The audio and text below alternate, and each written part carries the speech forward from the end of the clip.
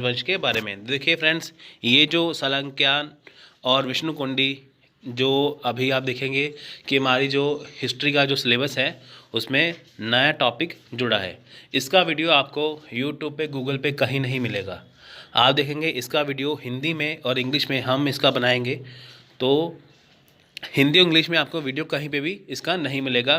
तो मेरी आपसे रिक्वेस्ट है कि आप इस वीडियो को अच्छे से देखिए, क्योंकि एग्ज़ाम में बहुत चांसेस है इसके क्वेश्चन आने के लिए। सो आपको मैं इसमें सब कुछ कवर कर दूंगा, तो आप इस वीडियो के अंत तक आप बने रहिए। सो देखिए, सलंक्यान के बारे में बात करते हैं। देखिए, प्राचीन भारत के सलंक्यान वंश ने भारत में आंध्र क्षेत्र के एक हिस्से पर 300 ईस्वी से 440 ईस्वी तक शासन किया। अब देखिए, जो सलंक्यान वंश है, अब देखिए ये कहाँ पे थे। पहली बात तो भारत के आंध्रा क्षेत्र में। आंध्रा क्षेत्र यहाँ पे सातवाहन वंश था पहले, बाद में फिर देखिए यहाँ पे आगे सलंक्यान। इनका जो शासन यानी कि जो टाइम पीरियड था वो कब था? 300 ईस्वी से 440, यानी कि 140 सालों तक इन्होंने राज किया। उन्होंने गोदावरी और कृष्णा, देखिए यहाँ पे क्या था, जो गोदावरी और कृष्णा नदी है उसका जो निचला पार्ट है, उसका जो एरिया है, यानी कि गोदावरी कृष्णा नदी जहाँ पे बहती है उसके जो नीचे वाला जो पार्ट है वहाँ का जो क्षेत्र था उसको अपने कब्जे पर कर रखा था। यानी कि देखिए, गोदावरी और कृष्णा नदी का जो क्षेत्र था उसका जो निचला पार्ट था वो सलंक्यान के कब्जे में था। ये कौन थे? ये ब्राह्मण थे। वे टॉलमी की शला कनाई के समान थे। देखिए, जो टॉलमी है, ठीक है, उनके जो शला कनाई जो जिसमें उनका वो जिक्र करते हैं, टॉलमी शला कनाई का, ये सलंक्यान उनके समान थे। इस वंश के 7 राजा जाने जाते हैं। यानी कि इस वंश के देखिए कितने राजा थे? 7। उनकी राजधानी आंध्र प्रदेश के पश्चिम गोदावरी जिले में एलुरु के पास आधुनिक पेडवेगी वेंगी में स्थित है। ये देखिए, सलंक्यान की राजधानी कौन सी है? इनकी राजधानी है आंध्र प्रदेश के जो पश्चिम में गोदावरी जिला, पश्चिम में जो गोदावरी है उसका जो जिला है, यानी कि देखिए गोदावरी नदी के जो पश्चिम की अगर हम बात करें, वेस्ट की बात करें, वहाँ पे एक ज़िला आता है एलुरु। एलुरु के पास देखिए एक जगह है जिसका नाम है पेडवेगी वेंगी। ये किन की जगह है? ये सलंक्यान की जगह थी, ठीक है। पेडवेगी वेंगी जो है वो सलंक्यान की जो थी वो राजधानी थी। वो कौन सी, कहाँ पे है? आंध्र प्रदेश के एलुरु में।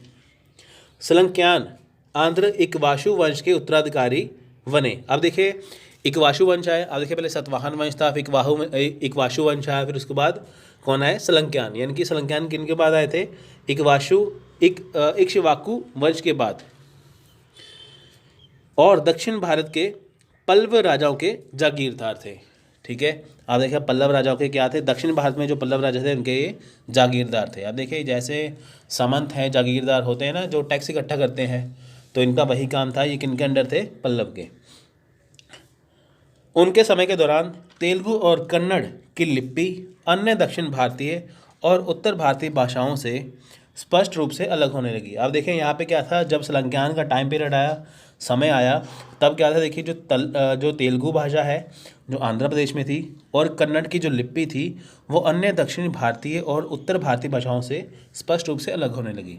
आप देखिए, जैसे इंडिया में, जैसे अगर हम उत्तर भारत की बात करें, दक्षिण भारत की बात करें, तो वहाँ पे क्या था कि जो तेलुगु और कन्नड़ की जो लिपि होती है ना, जो उनकी ग्रामर होती है, जो लिपि, जो भाषा लिखने का जो स्टाइल होता है, वो दक्षिण भारत से और भारतीय भाषाओं से, उत्तर भारतीय भाषाओं से क्या हुआ? अलग होना शुरू हो गया।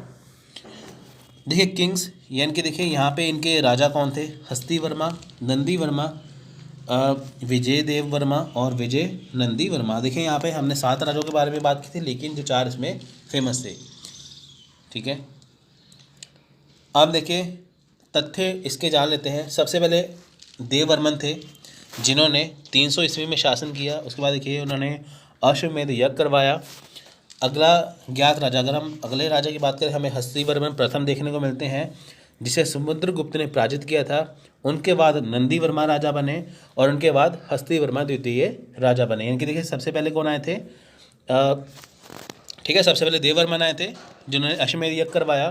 तो क्वेश्चन आंसर बताइए कि कौन से राजा थे जिन्होंने अश्वमेध यज्ञ करवाया? सलंक्यान के वो थे देववर्मन, उनके बाद आए हस्तिवर्मन प्रथम, उसके बाद देखिए इसे किसने पराजित किया था, समुद्रगुप्त ने। उनके बाद देखिए नंदीवर्मा राजा बने, उनके बाद हस्तिवर्मा बने, ठीक है। उनके उत्तराधिकारी स्कंदवर्मन ने कृष्णा नदी के दक्षिण में अपनी शक्ति बढ़ाई और अनंत राजा को उखाड़ फेंका। इनके देखिए हस्तिवर्मा द्वितीय के बाद जो स्कंदवर्मन आए, उन्होंने कृष्णा नदी का जो दक्षिणी पार्ट था जो अनंत राजा के कब्जे में था, उसको वहाँ से हरा दिया और भगा दिया। ये सभी सलंक्यान राजा भगवान चित्ररथ अर्थात शिव के भगत थे। देखिए शिव का दूसरा नाम है चित्ररथ। वे 300 और 500 ईस्वी के बीच में फले फूले। देखिए जो सलंक्यान थे वो भगवान शिव के भगत थे, ब्राह्मण थे। 6वीं शताब्दी ईस्वी के करीब आने पर वकाटक हरिसेन ने सलंक्यान शासक को हराया। अब देखिए जब 6वीं शताब्दी आई, जब 6वीं शताब्दी आई, तब क्या हुआ, वकाटक के जो राजा थे हरिसेन, उन्होंने सलंक्यान शासक को हरा दिया और उसे पदच्युत कर दिया और राजा को विष्णुकुंडी राजा महाराजा गोविंद वर्मन को दे दिया। अब देखिए सलंक्यान के जो शासक थे उसे वकाटक के जो शासक हरिसेन ने हरा दिया और जो उनका राजपाट छीन कर विष्णुकुंडी राजा महाराज गोविंद वर्मन को दे दिया। 5वीं शताब्दी के उत्तरार्ध में विष्णुकुंडियों के माधव राम द्वितीय द्वारा सलंक्यान पर विजय प्राप्त की थी। अब देखिए पहले सलंक्यान का राज था ना आंध्र प्रदेश के जिस जिले में, तो उसी जगह पर अब यहाँ पे क्या था, वहाँ पे विष्णुकुंडिन का राज हो गया। ठीक है फ्रेंड्स। अब देखिए विष्णुकुंडी के जो माधव राम द्वितीय थे, उन्होंने सलंक्यान पर विजय प्राप्त कर ली। तो इस लेक्चर में हम यही बात करेंगे। अगले लेक्चर में बात करेंगे विष्णुकुंडी के बारे में, क्योंकि देखिए बहुत इंपॉर्टेंट लेक्चर है। हम इसको एक एक पार्ट में बनाएंगे ताकि आपको ये अच्छे से समझ में आ जाए। सो फ्रेंड्स मिलते हैं अगले वीडियो में, तब तक